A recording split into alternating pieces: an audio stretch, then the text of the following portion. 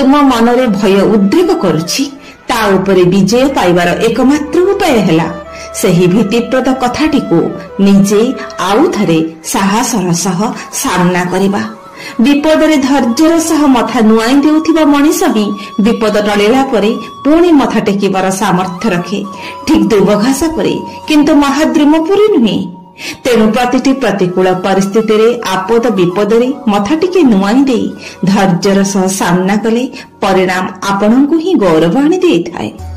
तृतीय रे बंधुगण मनुष्यर भीतर आउ बाहर उभय ईश्वरंकर स्पर्शर मुक्त नुहे। ईश्वर प्रेरक एवं मनुष्य प्रेरित निमित्त मात्र। ईश्वर जंत्रीटीए हेले आमे तांको हातर जंत्रटीए मात्र।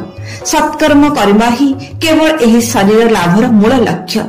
तेणु आमर समस्त इच्छा तांकरी पई समर्पित करी तांकरी उद्देश्य रे कर्म